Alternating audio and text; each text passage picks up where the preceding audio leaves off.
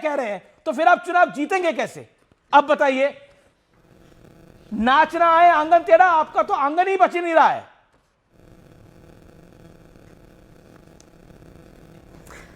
जी अमीश जी, आप देखिए, राशिद अल्वी की अपनी बात अपनी जगह है। वो क्या कह रहे हैं क्या नहीं कह रहे हैं, ये हमारे अपने पार्टी के भीतर का मामला है। हम लोग अपना बात करेंगे, कोई अगर उनकी नाराज़गी है तो उसको सुलझाने की कोशिश की जाएगी। इसमें आपको थोड़ा मज़ा मिल गया है ना बात करने का। हाँ, हालत खराब है। हाँ हाँ, वो बहुत सारे, देखिए राहुल जी ने इस बात को कहा भी है, एक बार नहीं बार बार कहा है कि कांग्रेस के भीतर भी कुछ संघी बैठे हुए हैं। तो राशिद अल्वी संघी धीरे धीरे एक एक करके अभी आएंगे, बाहर आएंगे। अरे मानसिकता से बहुत, मैं राशिद अल्वी के लिए नहीं कह रहा हूँ, बहुत सारे ऐसे संघी हैं जो एक एक करके बाहर आएंगे अभी। तो कांग्रेस में कितने संघी हैं? करिए, ये हमारे पार्टी के भीतर का। आप पहले बीजेपी पर सवाल उठाने की बजाय, सरकार बनाने की बजाय, जब आप खुद कह रहे हैं कि आपकी पार्टी में कई संघी घुसे हुए हैं, उन संघियों को बाहर निकालिए। आपके यहाँ एक स्लीपर सेल है जिसकी बात राहुल गांधी अरे भाई हमारे, तो उनको बाहर निकालिए, उसके बाद आगे की दुकानदारी चलाइएगा। पहले तो घर सवारिए ना, फिर बाहर की बात करिएगा। कोई और सलाह देगा तो उसको आप बोलेंगे कि ऐसा क्यों। अब तो आप खुद ही कह रहे हैं कि हमारे यहाँ बड़े सारे संघी है। प्रोफेसर साहब देखिए दुकानदारी करते हैं मोदी और शाह। हमारी पार्टी व्यवसाय नहीं करती है। हम किसी अंबानी और अडानी को फायदा पहुंचाने के लिए राजनीति नहीं करते हैं। हमारी राजनीति देश के लिए है, देश के लोगों के लिए है। और उसमें सबसे बड़ी बात यह है कि हमारे यहाँ ये कहने की हिम्मत तो है। भारतीय जनता पार्टी में किसी की कहने की हिम्मत होती है क्या?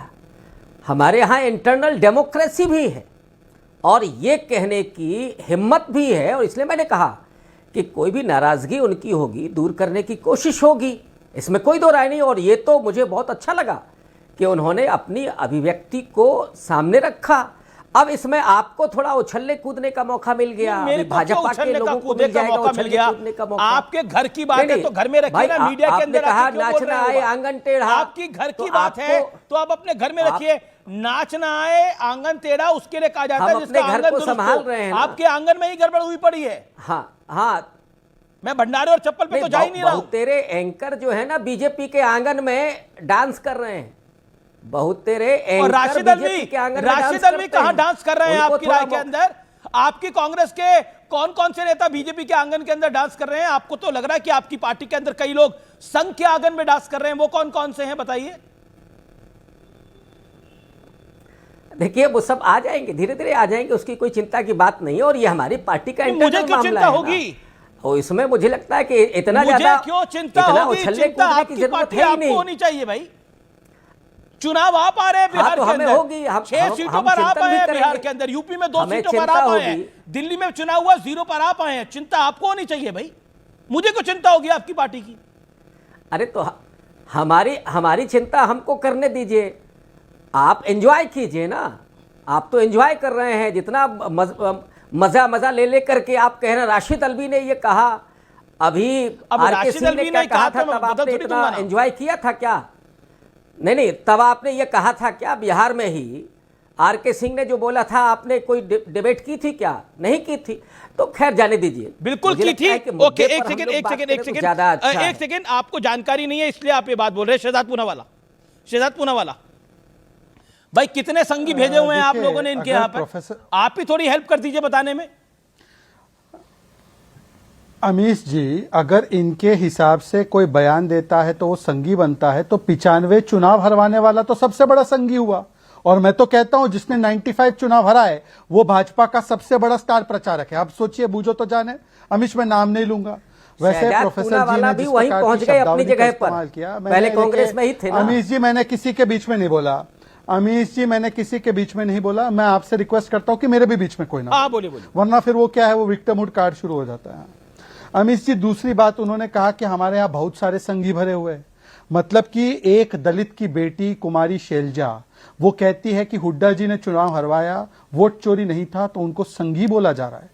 एक बेचारा मुसलमान तारिक अनवर बोल देता है कि टिकट चोरी हुआ, ये कृष्णा लवरू ने टिकट चोरी किया, तो उसको बोला जाता है ये संघी हो चुका है।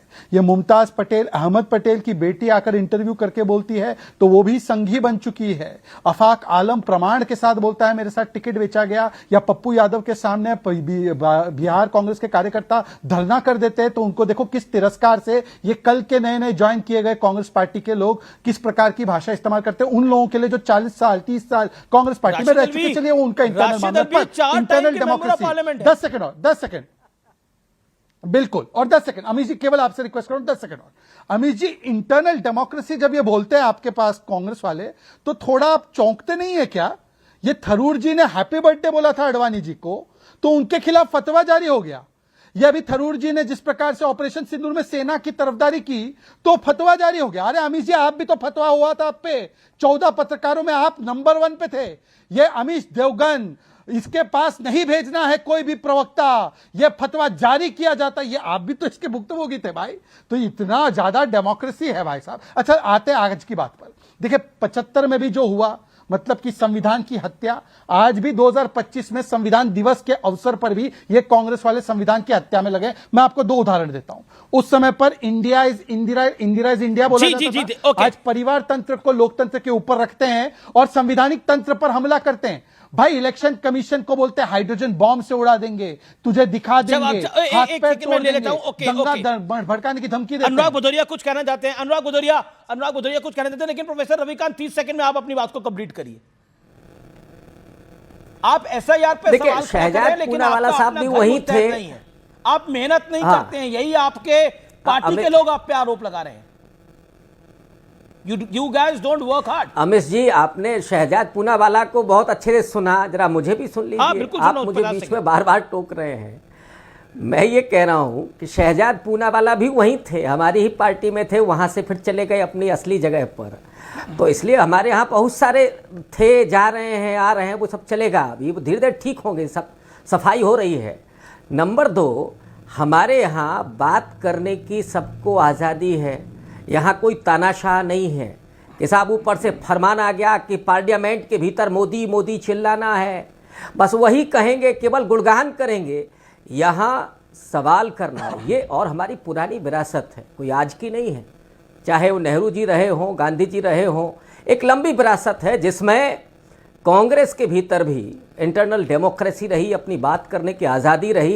लेकिन असली मुद्दा मुझे लगता है हम लोग भटक रहे हैं। आप कांग्रेस पर पूरी डिबेट नेहरू जी की बात कर रहे हैं, जो संविधान की बात कर रहे हैं, वो वाली पार्टी भी तो नहीं रही ना। अब तो कांग्रेस आई हो चुकी है, ये कांग्रेस इंदिरा है, वो वाली गांधी जी वाली कांग्रेस थोड़ी बची है। तो बीजेपी का सफर तो बहुत दूर से है। अरे जनसंघ से लेकर के यहाँ तक अटल आडवाणी की बीजेपी से लेकर के वो आडवाणी जी को कहाँ पहुंचा दिया। आडवाणी जी कैसे 99 क्यों हो गए आडवाणी खड़े होते हैं, 99 साल क्यों हो गए आडवाणी जी, ये हाँ तो ये हाँ बिल्कुल। तो लेकिन कैसे वो खड़े होते हैं बेचारे। अभी जो बता रहे थे ना कि वो बेचारे मतलब मुस्लिम नाम आएगा तो बेचारे, हमारे यहाँ कोई बेचारे नहीं होता, चाहे दलित हो चाहे मुस्लिम हो।